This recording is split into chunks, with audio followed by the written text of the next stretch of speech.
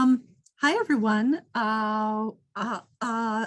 Thank you for joining us tonight for a discussion on the documentary, The Friendliest Town. My name is Karen Bednarek. I am the adult program coordinator here at the Downers Grove Library. A couple of quick things. This is set up in a meeting format, which means you will be able to talk. You can turn on your camera if you wish.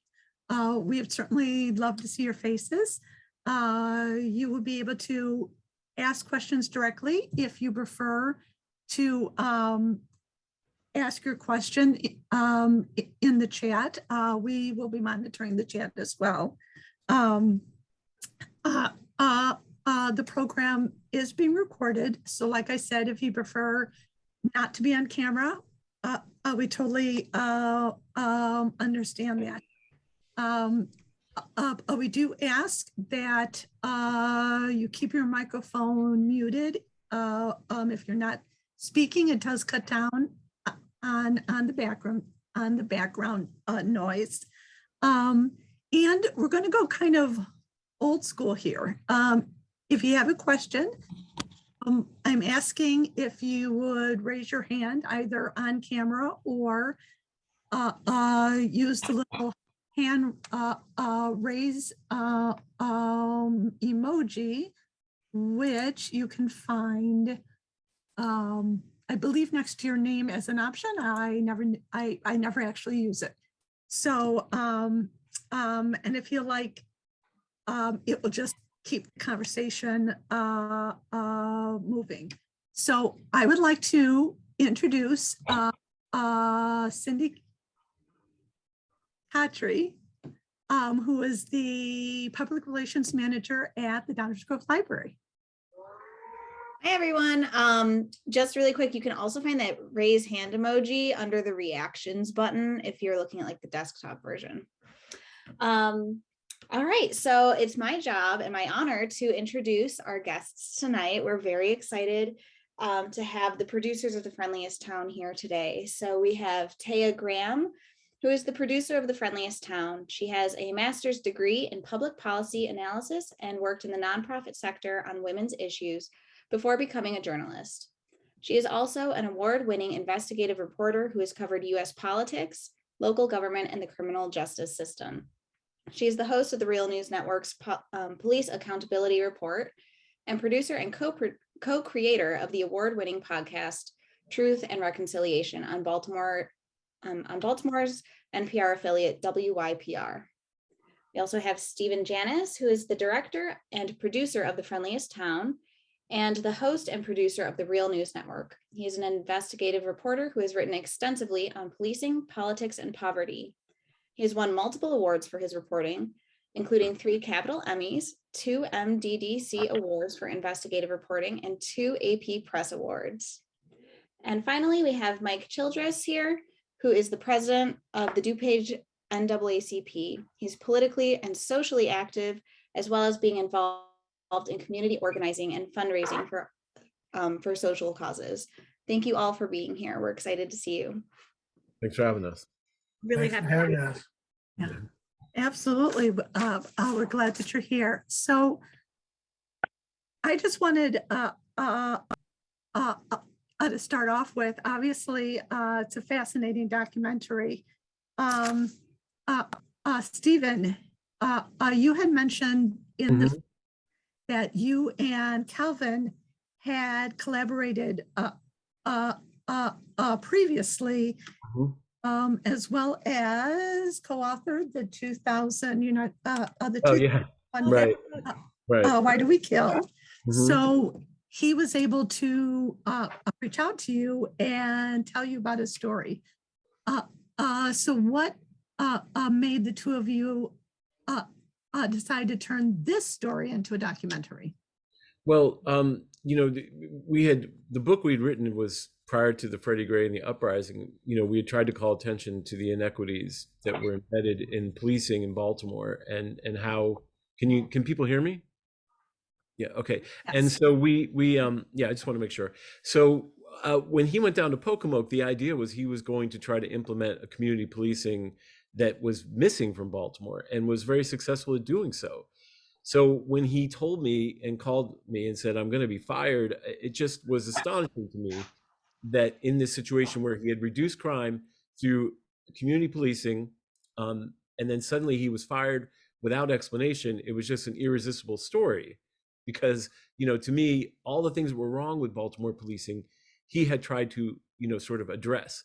And to me as a reporter, if you go down and address and fix policing, and then suddenly you're fired, I think it was something that, really said, well, how can you fix policing at all if you have a reformer Right. who gets fired? And so I just started following at that point. Now, I didn't know when we started, because we started this in 2015, it was going to turn into such a saga, and I had no idea they were going to investigate him and do those kind of things. I thought it was just going to be about how community policing faces pushback from the law enforcement industry.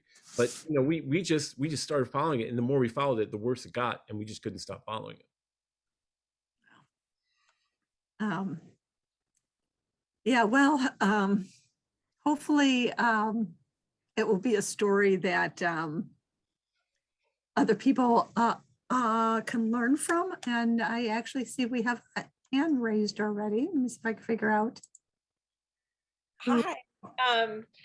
So I thought one thing you just said that I thought was really curious was law enforcement industry. Yeah. Can you elaborate a little bit on your choice to use that term?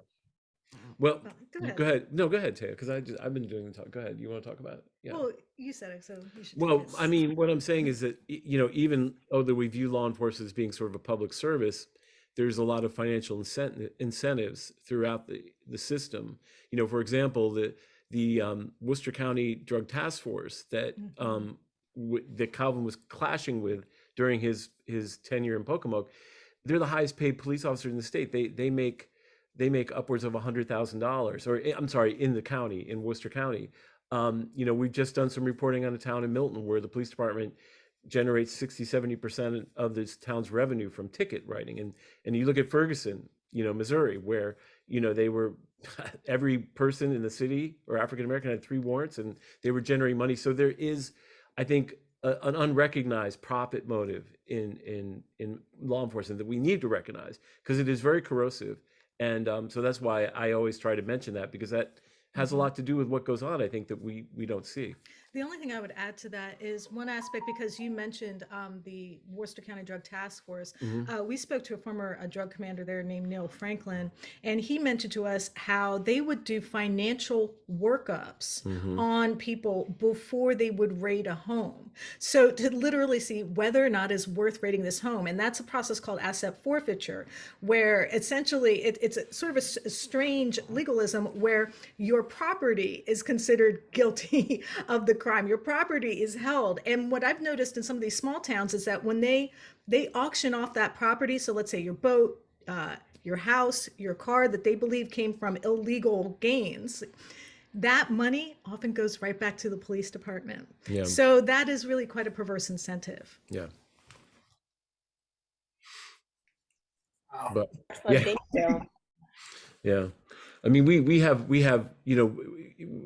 policing really soaks up so much money in the city. We spend twice as much on policing as we do on education. And I don't see how a city can thrive when we're spending more on incarcerating people than we are on educating them.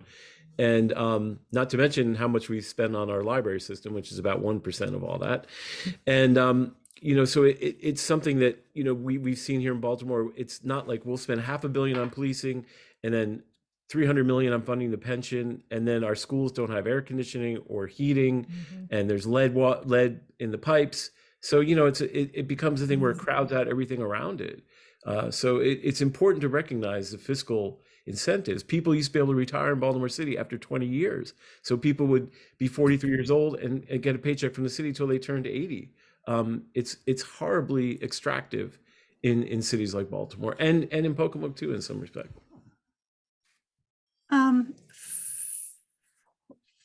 For Michael, are there situations that come to mind that mirror what we saw in the Friendliest Town, where city council used their positions of power to make decisions without explanation? I imagine it happens. I can't think of anything in DuPage County off the top of my head, but we were trying to do police reform here in the state, and I was back and forth with the county board to eliminate cash bond, to piggyback on what the guys were saying. Right. And what came back to me and what stood out to me was one of the county board members said, well, we need that money. And I said to her, and I said, well, wait a minute. In America, we're presumed innocent, Right. until proven guilty. So if you arrest me for whatever reason, as long as I don't do a violent crime, why should I pay my money to you in order to be released from jail?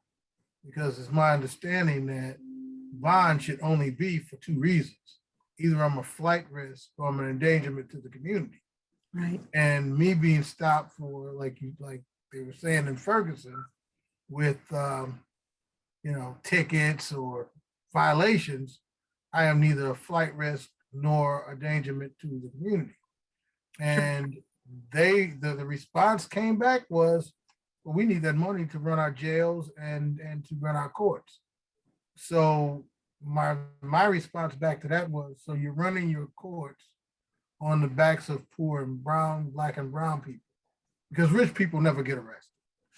That's just a fact of it. If I'm living in a $1 million home in Naperville and I get stopped by the police, I don't care how many violations I get. They're going to tell me to go home, come back tomorrow, turn myself in, whatever they're going to do. But me, I'm going to spend a night in jail because I don't have $500 to get out. And depending on how long I have to stay there, I could possibly lose my job because I can't get to work. So the ramifications on this local level, just in that area alone, is problematic. So Illinois is in the process of doing police reform, and I hope that we get it through. But the county board itself fought it tooth and nail. Wow.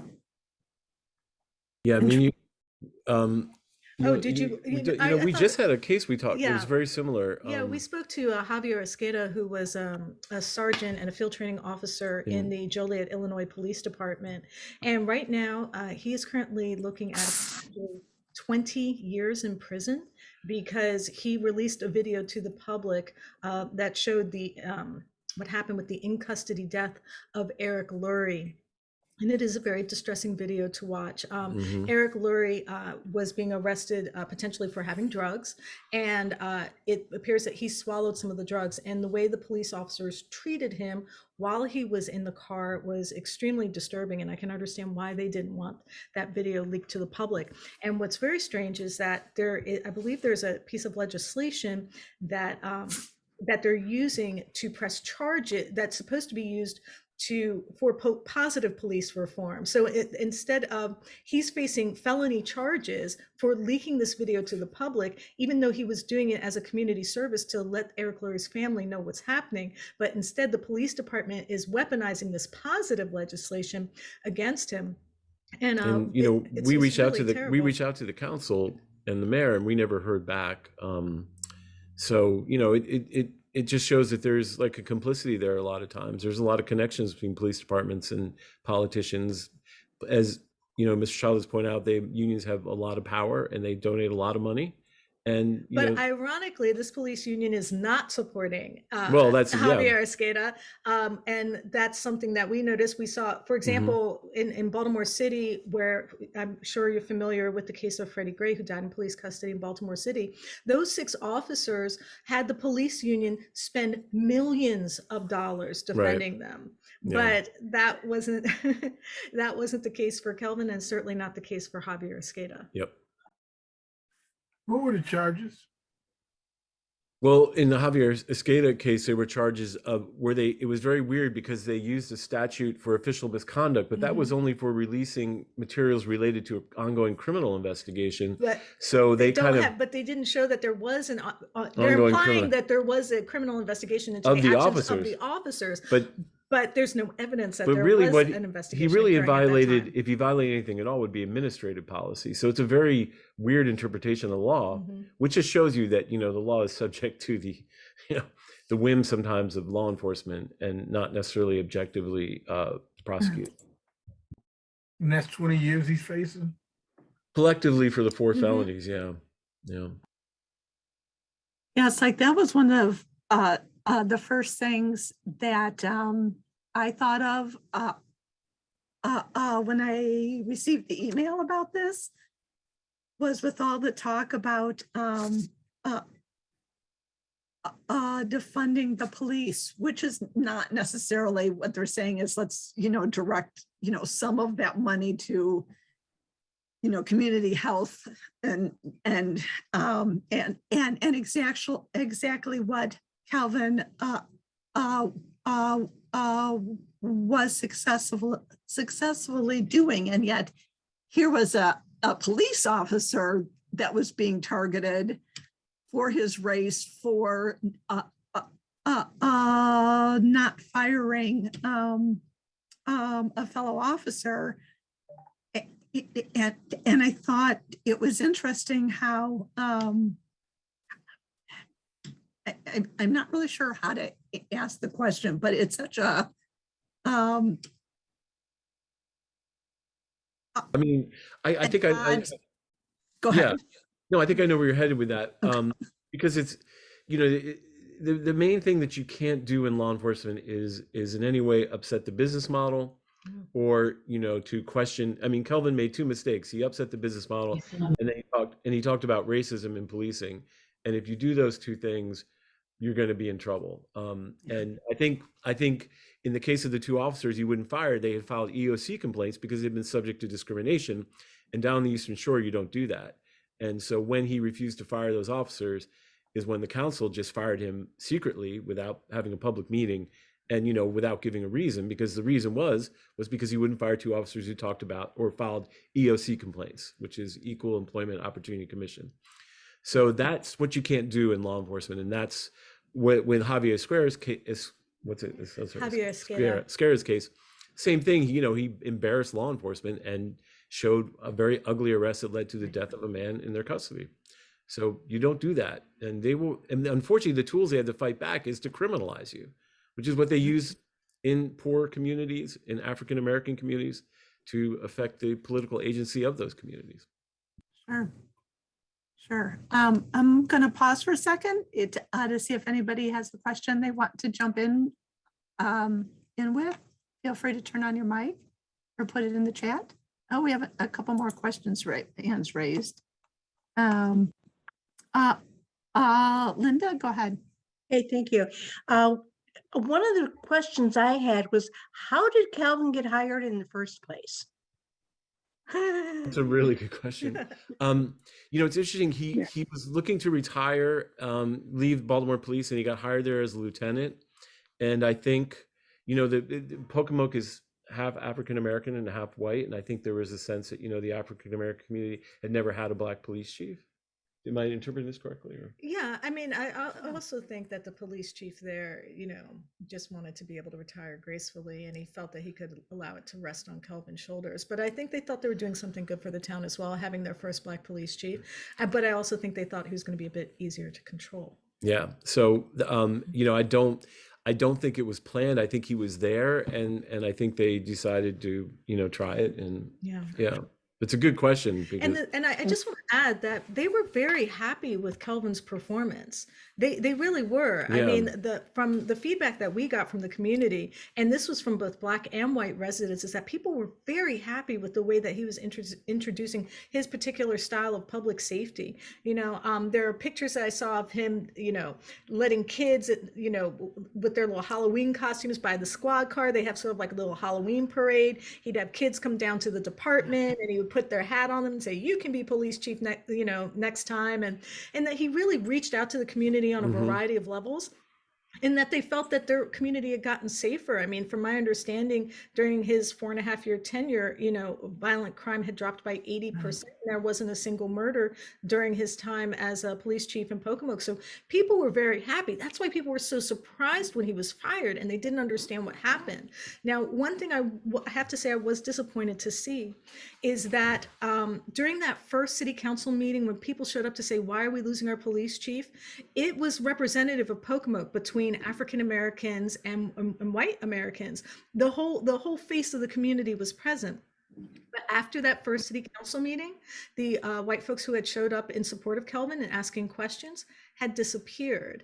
And then there was a group that was signing a petition to show support of the mayor, saying that he had the right to fire Kelvin. And so I spoke to a few members of the community, and they said, we still support Kelvin, but we don't want to speak out. We don't want to be seen speaking out. Yeah. So he did have more support, but people in the white community got quiet because they didn't want to experience retaliation. And that was something a couple of the women we spoke to experienced. Michelle Lucas, she moved out of town. She's in Chrisville now. Mana Van Ness moved to Florida. They couldn't stay there anymore. They had bad experiences, and they just couldn't stay there. It wasn't the same Pocomoke for them anymore once the curtain was pulled back. Excuse me, I have a question. I'm not on video, but I have a question. Sure, no, go ahead. Yes, I want to know the charges of misconduct and corruption. If kind of following up on that other question with the lady, how did he manage to get in office? How didn't they do an investigation as to the type of person he was at all, or did those charges of misconduct and corruption come up because of the situation with the EOC complaint? Oh, I mean, I feel pretty confident that it was EOC complaint because it wasn't a targeted investigation. It was as the woman who we talked about, they went into every facet, and we couldn't cover all this, but they looked at everything. They talked to people all over town. They did a very unusual, comprehensive investigation of every facet of his career. And finally, they couldn't really find anything, very much like we were talking about Marilyn Mosby. They focused on this accident.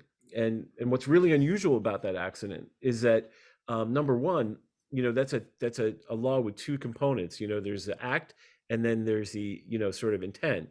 And in this case, or the incentive, so in other words, a very normal, official misconduct would be like someone gave you $100 to void a ticket. But they had no evidence that he had received any gain. So the entire case was based upon the fact that he was in the same Black Masons chapter as the driver in that case. So this was completely about race, and was completely, I don't think it had any substance whatsoever. And, I think there's no doubt in my mind the way the investigation was conducted, it was to take him down and to discredit him because he had, said, look, there's racism in Pocomoke. And by the way, the Department of Justice joined his lawsuit, and now Pocomoke is in a consent decree with the Department of Justice Civil Rights Division for racial reform. So, it was totally targeted, I think. Thank you. Yeah. Thank you. Do you have anything you feel like adding, Michael? I had more of a question than anything. There was a lady that I think when I was watching the documentary, that recanted her story. And then I think that you guys got investigated for talking to her. What happened with that? That was Officer Tanya Barnes, Right. and Yes. we went to speak with her. We were told that she wanted to go on the record to say that. Well, she did recant her story to Kelvin. She recanted her story to Kelvin, but she was not yet ready to go on the record with media, and I think she was very scared. I don't know if it is appropriate she would be for scared me because to reveal the information that perhaps they had something on her, and that's why. Well, no, it's Is it okay in for me court to say that? documents. It's Okay. in court documents, and that they really intimidated her into testifying, and she told Yes. Kelvin personally that she had been forced to lie. But when we went to talk to her, she did not want to talk to us, so we said, okay, that's fine. But then they tried to sweep us into a witness tampering case, Right. because we had talked to someone who was, I think, a critical witness, right? But she was absolutely critical. When I was sitting in the courtroom, I saw the power of her testimony, because when I was sitting there, she went into this whole speech about how she had to speak with her pastor about it, how it laid on her soul, how she didn't want to come forward to say anything negative about Kelvin because she liked him. And she made a very compelling presentation in the courtroom. And Right. if I had been on the jury, I would have been very moved by what she said. So for her to recant it in private and No, go ahead. No, I'm well, sorry. no, I was going to say, and I believe the police department was holding something over her head, saying that there were some charges that could be pressed against her for potentially some criminal activity that she had engaged with. Right. So I think she really was being forced and pressured. But what startled me is that when they started investigating us, that was a very strange move, because as reporters, if someone says, I want to talk to you, and then you go up and to show up and talk to them, and then suddenly the reporter can be investigated or pressured by the prosecutor's office, that could make it difficult to trust reporters if you think that we're going to go and tell prosecutors what you said to us, or and also it kind of has a chilling effect on our ability to go and speak with people if we're afraid that we're going to be prosecuted or face criminal action. One thing to remember just really, really quickly about this criminal case in Kelvin, it was all about the decision not to charge someone with a crime. Okay, think about that. That's pretty profound. They were basically saying that if a police officer sees a situation and says, you know what, I don't really think I need to charge this, and he doesn't take money for it or something, just decides to do that, he's committed a crime. I mean, it's a horrifying legal concept. And that was the entirety of the case, that he didn't charge this guy for running into two parked cars. So that's a profound thing. And I don't think it really got the recognition it deserved in terms of coverage by the media in general, because it really... Right. The power of officer discretion is absolutely necessary, because like Stephen said, if you compel an officer to arrest anyone that he has an interaction with for fear that he could face charges later, that would have an incredible effect on our criminal justice system. That means officers would literally be arresting everyone they encounter for fear of this blowing back on them. Yeah. And I've also found the fact that because they were both Black Masons, the person who had the car accident in Kelvin, that was some sort of nefarious association. Pocomoke is a small town of 4,500 people. There's no one there who hasn't gone to high school together, or has kids that go to play dates, or goes to the same church. Totally interconnected So, community. yeah, So everyone is technically suspect, you know? Right. I see... A couple more questions. So Someone has their Rita hand up and over Mark there. have been waiting so patiently. Hi there. I had a question about the EEOC complaint that kind of triggered everything. Mhm. Under sexual discrimination or racial discrimination in statutes involving employment, there are some very clear anti-retaliation aspects. And if anyone has been anywhere in employment management, or you're a lawyer, you know the very first thing they say is, whatever you do, you cannot do anything to the person who has initiated this complaint. I was so struck by the fact that no one talked about this, and I'm not sure, Yes. was there any kind of anti-retaliation aspect to this that was looked into? Yes. In fact, that was what Kelvin would told the council. He said it's Exactly what he illegal told them. for me, you know, and I apologize because documentaries, you have to keep the story moving and you can't get everything. But that was actually one of Kelvin's things that he would say to the council: I can't fire these people. So just to give you a follow-up, what happened was under the EOC granted them the right to sue. So the other two officers, Officer Savage and Officer Green, sued and won a major settlement against Worcester County, against Pocomoke. I mean, I think it was $1 million settlement, because that's exactly what Kelvin said would happen. You know, he said, I can't fire them. They're protected because they filed EOC complaints.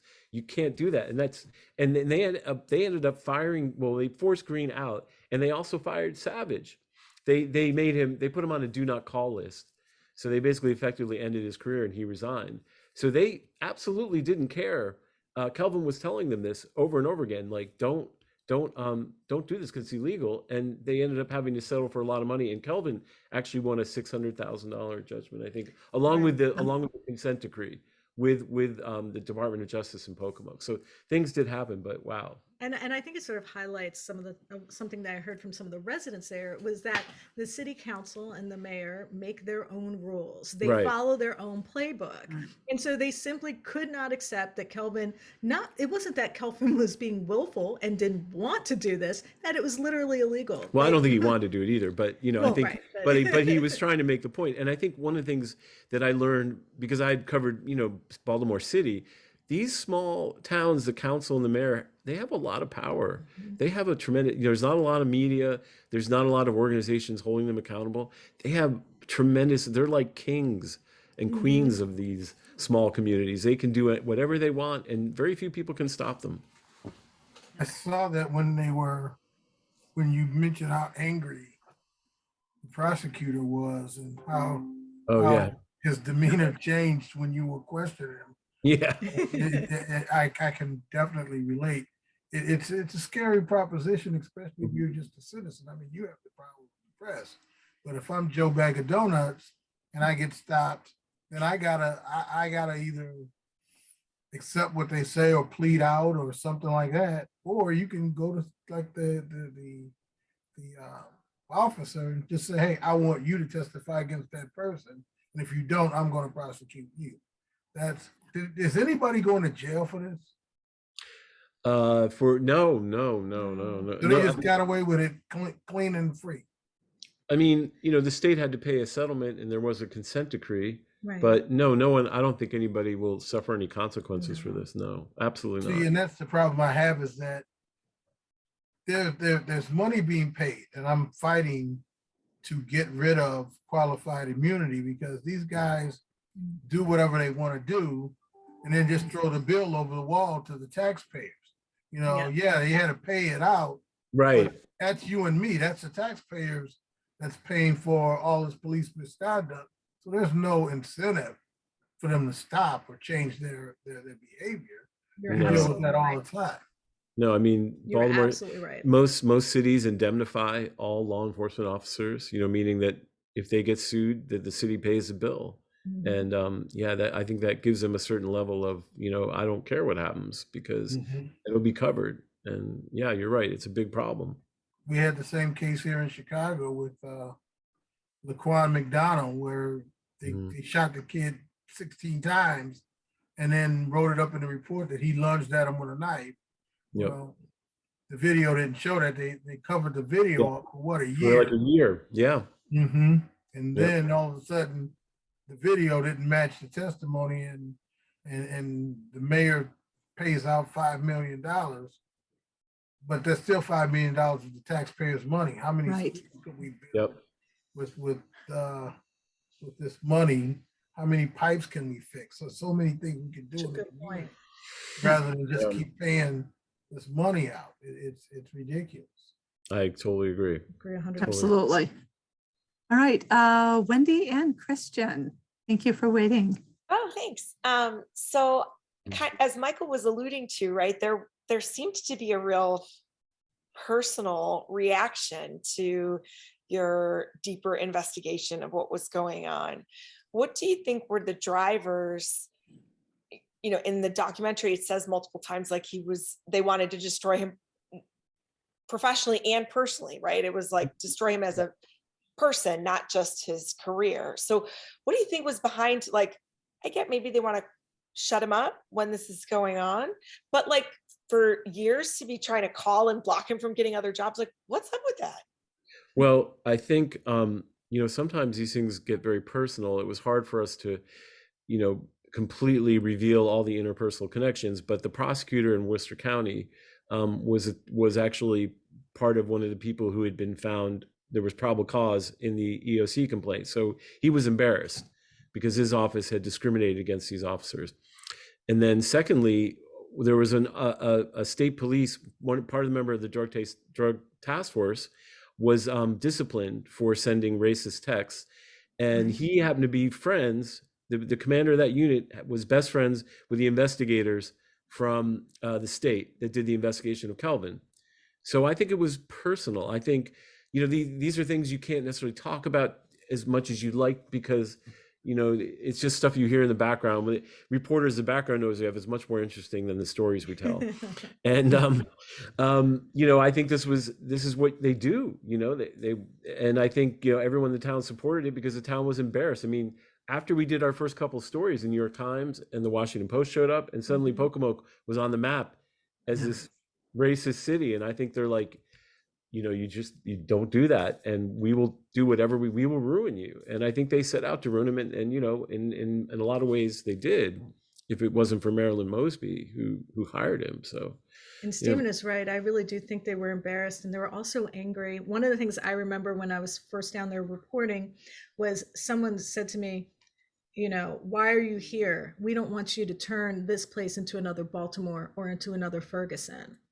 And I was shocked, and I was like, well, I'm here. Well, I didn't say this, but I'm here because the story's here. If you weren't firing this man without cause, I wouldn't be here with a camera. I wouldn't be here asking questions. So I hate to put it this way, but I feel like they thought we were stirring up their good Black folk, you know, that there wasn't any trouble in Pocomoke. There wasn't any racism. There wasn't any problem until we showed up. And they weren't quite ready to see that perhaps there had been problems there all along, that we didn't bring them. We just came to document them.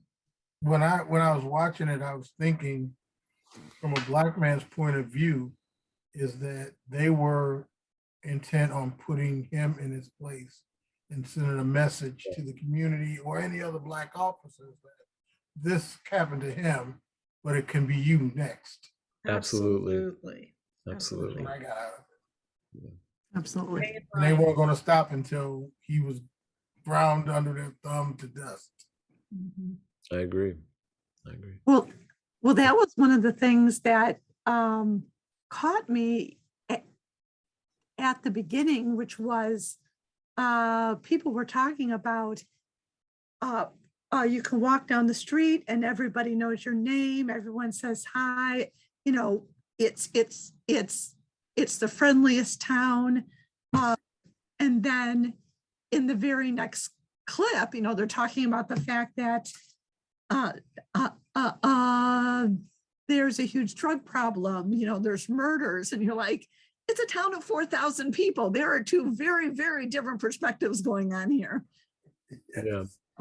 Well, you know, I mean, it's like Baltimore and other cities. There's a section of town that is, you know, impoverished and neglected and socially isolated and thus prone to violence. And, you know, and there was a very, I guess to say, fragile balance. And then when Kelvin was fired and suddenly, you know, the African-American community started going to council meetings and pushing back, that upset that balance. And, you know, as you were saying, they were like, you can't do that down here. That's not the hierarchy that we're used to. You can't ask questions to your elected officials. And as a matter of fact, the 4th district, which is the district that is the most problematic, is 90% African-American. When we went down there, we learned that they had somehow forced a Black council person to resign, and then allowed a white cop who lived in that district to become council person without formally announcing the election, and then denied an African-American woman in that district the ability to be a write-in candidate when the Black community learned that they had given this guy the, you know, ability to register without anyone knowing. Wow. So they were supposed to advertise that. They're supposed to advertise it. So they basically took away the representation of the town's African-American community. We're like, what are you guys complaining about?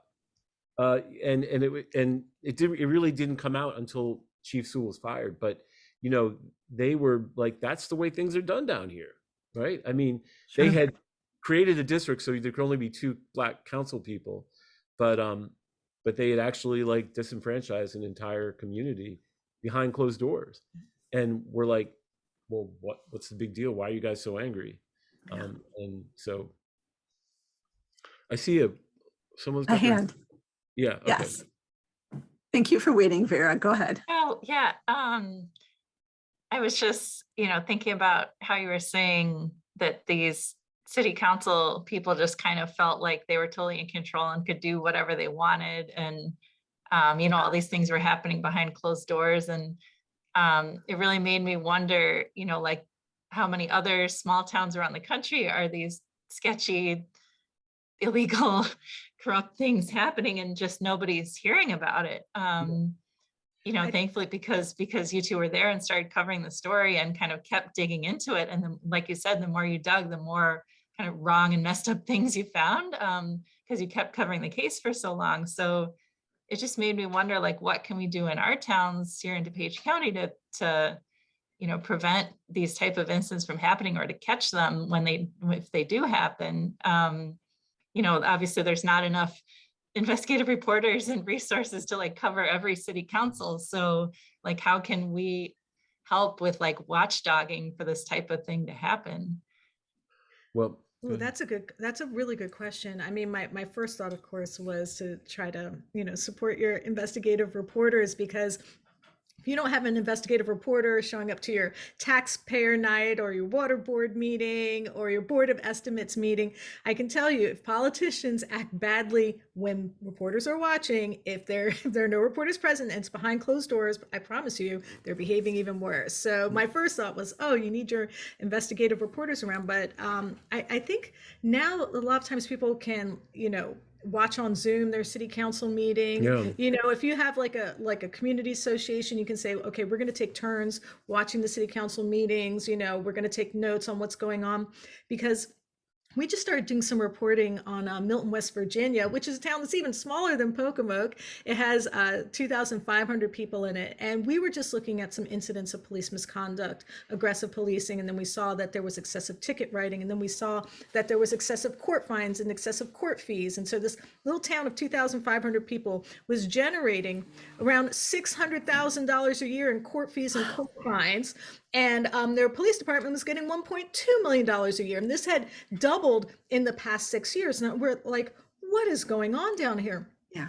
So I just happened to watch a water board meeting, and I see there that Milton's water is brown, and that there's someone there saying, hi, I got my water tested and it has 336 parts per million contaminants in it. So your water boiling advisory is actually concentrating the contaminants and sediments and making my water worse. What are you going to do about it? And I'm like, so we start digging in. Stephen starts pulling on the thread, and we start investigating and looking at the town's finances. I start comparing with the budgets of other small towns, and I'm looking at Milton, and we're looking at this. I'm like, they're allocating their resources towards policing and towards infrastructure, but not towards water. I'm like, why are they devoting this money towards infrastructure over here for a sewer system?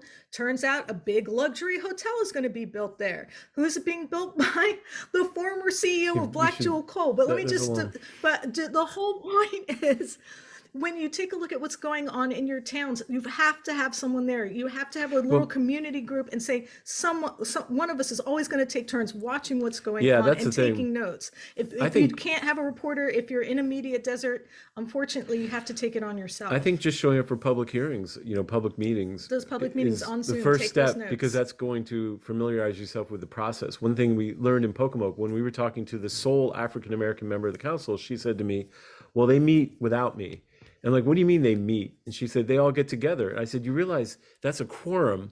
When city council members get together, they're governed by the laws of Open Meetings Act. And they can't just get together like off the books and like have little meetings without you. It's against the law. And we filed a complaint and we won that. But you going to council, your council meetings or your water board hearings or whatever, you'll start to learn the system, and at least you'll be up to date, and you'll be surprised at some of the things you hear. So I would suggest just going, or go to the Zoom or whatever. That's a good starting point. And take a look at their budgets. See where your money is going. Follow the money. Yes. Yeah, and then find out if the mayor has a way to get it. So I guess the fear that we have is that there's not enough of you guys to go around. I mean, you look at some of these towns, and there may be a reporter here or there, and they're covering the local football game or whatever, when all this corruption underneath the surface is happening, but there's nobody to cover it. And there's just, like I said, Kokomo just happened to have, two excellent reporters to come in and start getting involved.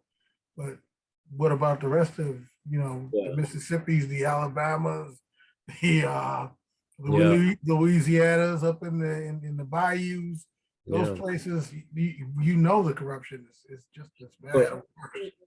We happen to work for a nonprofit news service, which makes a big difference because we're kind of oriented differently. Because I don't think if we worked for a regular, like, commercial news service, we would have been afforded the opportunity to go down there, because Pocomoke is actually 3.5 hours from Baltimore. So, we had to go down, stay in a hotel and stuff. So we just got lucky. And yes, there are media deserts in rural communities across the country, and it is a great concern because it really is not fair to the people in those communities, but there really isn't a business model to support investigative reporting. So investigative reporting takes time. So that's another thing. You could donate to your local or subscribe to your local. I didn't want to say that. But... Well, not to us, but I mean to if you have a newspaper, subscribe to it, at least keep someone there. I mean, even a reporter who's stretched thin is better than no reporter. So, I mean, that I know libraries carry newspapers, which we're thankful for that. And, just keep that up because anything helps. Absolutely. Something else that I wanted to plug is, get informed about who's on your ballot. I think that for local elections, a lot of people kind of forget that they're also important. And I think a lot of people, and, myself included, from years ago, before I educated myself, they don't know how to find the right information about who they're going to be voting for. So they walk in and they see a list of names of their community members, and they're like, I don't know who these people are, and I don't know where to find the information. And so I wouldn't be a good PR person if I didn't plug the library here. But if you are looking for information on your local elections, come to the library. We curate all of that information for you, so you can really figure out, who you should be voting for. And I see here in the chat, we also have Rita and Mark mentioning that the League of Women Voters also provides nonpartisan information. So wonderful resources. Especially judges. Yeah. A lot of times you go into the voting booth, you don't even know who these people are. I agree. And they run unopposed most of the time. All they need is one vote and they win. So we've held judge forums, candidate forums for judges a lot. School board forums. We partner with the League of Women Voters and some of the other community organizations. So we've built a pretty strong partnership here in DuPage County with a number of organizations to get these candidates at least in front of us. Great. That's great. And go ahead. Oh, go ahead. I was going to say, with local elections, there's so few votes a lot of times, decided by 10. Your vote can really count in a local election, so just one. And the other thing that you find is that there's a specific reason that nobody goes, because they always hold these local elections in off cycles like 2023 and that kind of thing, to make sure it's not in a presidential election year. That's a very good point. They make sure of those things, and then if you can win, be a mayor with 500 votes. Right. You're right. You and a few of your friends show up, and and it happens. It happens more often than not, really. True. You're absolutely right. All right. Sheila has had her hand up, and we have a question in the chat from her. So go ask both your questions. Oh, yeah, just in talking about the elections, I was asking Michael if the NAACP puts out a slate of, do you endorse candidates every election cycle? No, according to our bylaws, we are nonpartisan in every way. But that doesn't mean we're non-political and blind. Okay. My favorite saying is that we don't have any permanent friends. We don't have any permanent enemies. We have permanent issues. And if you come down on the side of the issue that we support, then our members will come out for you. We won't make a formal endorsement, but we have about 500,000 members strong across the nation. We have 2,200 branches across the nation, and the NAACP puts a report card out on most of the national candidates and elected officials. But what we're trying to do, and I'm trying to come down locally and see if we can start to put report cards together on some of the local elected officials. Oh, that would be great. That would be great. I would love to see that. Yeah. Well, we can use some help. So if you want to put your information in the chat, I would love to partner with you. And because I've been trying to, you know, have some traction for a while. Yeah, I will. My question for the filmmakers though is this, I don't even know if it's a question. The scene from the movie that really has stuck with me, I think the longest, is the scene from the Christmas event. Mm-hmm. And I had done a little bit of research about Pocomoke at the beginning of the movie, and I saw that it was nearly 50% Black and 50% white population. And when that scene came on, my husband and I kind of looked at each other and were like, where are all the Black people? And then you guys kind of brought that up as well. And so that really struck me, and the gentleman's reaction that you interviewed briefly really struck me. And maybe that is also the scene that I feel like, you know, as a mom living in Downers Grove, Illinois, that I can relate to the most. Like, what blind spots do I have? And what am I not seeing that's right in front of me? I don't know. I just thought that scene was really powerful. Thank you so much for saying that. I'm so glad that scene resonated with you, because I remember standing out there and we're asking the questions, and I was just thinking, really? All the Black people were here earlier and they just all left just in time right before we got not even understand that at all. Like, where did they all have to go? And it was just so funny to me. It was just I still am somewhat stymied by that moment. Like, come on, and he had to know, right? we had gone down there to test the temp. It had been like about 4 or 5 months since the initial council meetings, which occurred in the summer, where all the controversy. So we had gone down there to sort of test the temperature of the town, to see, like, well, how are people, you know, a little bit's died down a little bit. Has life returned to normal? And when we were sitting there, we're like, oh my God, nothing has changed. And if in a sense, it's gotten worse. Because we were really thinking we might see people from, you know, that they might have come together at this time. But when you say blind spot, I mean, that was such a willful blind spot on that person's part. Yeah, he really couldn't reconcile and kind of talk about what happened. And then he said, well, if you were here last year, and we're like, yeah, that's the point. That's the point. So that was a very weird, that was one of those wow moments, you know, where you thought, wow, this is really, you know. And it was sort of an insight into the psyche of some of the folks down there. Yeah. It's unfortunate, but thank you for watching. We appreciate that. We appreciate everyone who watched it. Absolutely. Very fascinating. Yeah. I can't believe we are already at 7:24. We did get one question sent in ahead of time, so I do want to cover it. Okay. Even if we already sort of covered it. So the question is, and actually I'm going to ask Cindy to read it. A lot of you know me and know that I stutter, and it's a long question, so I'm going to make Cindy read it. Sure. All right. I have not read this in advance, so I apologize if I stumble over anything. All right. With increasingly more rural American towns beginning to engage its communities and residents with policing policies and practices that view law enforcement as a way to create revenue for their small local townships via fines, arrests, bail bonds, and monies paid to the town for incarcerated individuals, etc., is it possible that Sewell, with his obvious community successes, which drastically lowered the crime rate, became a monkey wrench in the nefarious plans to monetize law enforcement in Pocomoke, and because of that, he had to be removed?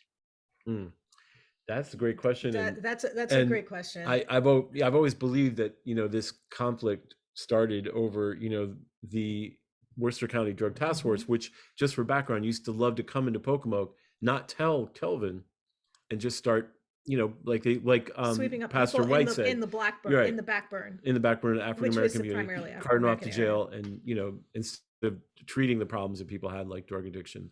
And I always thought that was probably what started the tensions, because the officer who filed the EOC complaint was an African American officer from Pocomoke, the first person ever to be in that unit. First African American. I'm sorry, first African American, right? Excuse me, to be in that unit, which is, and that's what set off a lot of this controversy. And yes, I do think that he was always at odds with them, because he's like, why are you coming into my town? And Kelvin did something. He, instead of arresting people, he would help them fill out a college application, or instead of arresting a person, he would try to help them get a job. And he worked with local business, said, look, I don't want to keep arresting people. Can you help them with jobs? And, it was really tragic, because one of the people he had helped ended up being murdered 2 years after he left. And that shows you, right? One of the people he helped get a job, lost a job, and Kelvin left, and he drifted, and he ended up being murdered. And that shows you the real price. There were like 7 murders in the 3 or 4 years after Kelvin left. That shows you the real price of racism in among the other prices. But really in the town, in having a racist policy, actually ended up killing people. I think. I know that sounds. The whole community. It punished the whole community. Really did. So yes, absolutely. Crazy. I guess 2 very quick questions just to sort of wrap up. Thank you all for being here, but and they kind of go together. So have you gotten feedback from the Pocomoke community regarding the documentary? And can you give us a sort of like recap? Yeah. Sure. So the people who you see in the documentary had very positive responses towards it.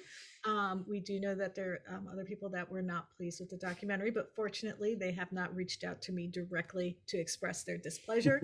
For Where Are They Now? Like I mentioned earlier, Mana Van Ness, who she wasn't really one of the people that was. Well, right? she was an former accountant in City Hall, and but she moved. later she was a supporter of Kelvin. She moved down to Florida. Michelle Lucas, who's another white resident there that you saw, who was interviewed. She left, moved to Crisfield after some incidents with not being able to get like her car windows repaired and things like that, because she had been supporting Kelvin so openly. Diane Downing is still a council person. Todd Knock ran for city council, got it. Now he's running. He's won 2 terms, and now he's running for a state delegate, which is really exciting for Todd. So Todd is the person who confronted the council and then ended up running the council, which is a great story. Took back that seat that had been given to the white police officer. So that was Kelvin still works as the lead investigator for Marilyn Mosby, the Baltimore City State's Attorney's Office. And Reverend White still has the Citizens for a Better Pocomoke, and still has his church. And Reverend Jones still has his church, and I believe is open to working on opening a community association. Yeah, so people are, they're doing okay. I mean, there's still controversies down there, and we couldn't cover them all, but there's still been conflict. And Sheila Nelson moved out as well. Sheila Nelson, who had run for Pastor Tasker's seat, she's another African American woman there. She moved out. She moved out. So there's been fallout, and there's been controversy, but there's some success too. There's some success, yeah. Yeah, I think Todd Knock is definitely a success story. Yeah, I mean, we'll see what happens if he wins that. He was at all the meetings for the Citizens of the Better Pocomoke. And that's a good point, because he started just going to council meetings. Next thing you know, he's running for state delegate, and he's been a 2-term council person there. So that's that's very positive. So it's fantastic. What happened to the young lady they tried to coerce? Jerry Fitch. Jerry Fitch. Well, she's okay. I mean, she's managed. She's been clean, and the last time I talked to her about 2 years ago, she's doing really well. But she still says she gets harassed occasionally. They drive by her house slowly and all sorts of stuff. Because she actually moved to Snow Hill because she felt like she couldn't stay in Pocomoke. But the problem is, in Worcester County, all law enforcement is like interconnected. So, but she's okay. She's okay. Yeah, I was concerned about her because, again, if she wouldn't testify against them, and just think about the implications that you could just grab anybody and say, I want you to testify against this person. You Yep. know, wink, wink, and all of a sudden they're afraid, and somebody like, you know, your next door neighbors on trial for something they completely didn't do. It's a scary time. It just is. It really is. It really is. And they you know, to think about her, that Tay and I always talk about her, because she had a choice. If she just said Kelvin did X, Y, and Z, she could have walked out of jail. But she wouldn't do it. She was incredible. How many of us would have that courage? I think I'd be like, oh, I'd like to get out of jail. And I would be worried that there'd be even more retaliation against me for not doing what the officers asked, let alone with my freedom and her ability to see her children. So she's a brave, brave person. Absolutely. Yeah, I was impressed with that. Agreed. Well, guys, I put my contact information in. Pass that on to Marilyn. I would really like to have a conversation with her. Absolutely. I'd like to know what we could do from, you know, Chicago or DuPage County to help her out, because that's wonderful. It's not right. What's happening to her is just not right. I'm going to send it to my, I will definitely do this. Make sure we have this. Thank you, Michael. That's wonderful. Thank you so much. Yeah, appreciate it. All right. All right. Great. We are about at time here. So Taya, Stephen, Michael, thank you so much for joining us tonight. A great conversation. Very insightful. As Michael's always says, the struggle continues. All right, I probably butchered it. Yes, you said it perfectly. Okay. Struggle continues. Yeah, we really loved being here. Thank you so much for talking to us and watching. for your wonderful questions and for taking the time to watch our documentary. Yeah, we appreciate it. Yeah, we do. All right. Thank you so much. Bye. Thank you. Bye. Good night, all. Thank you all for being here. Good night.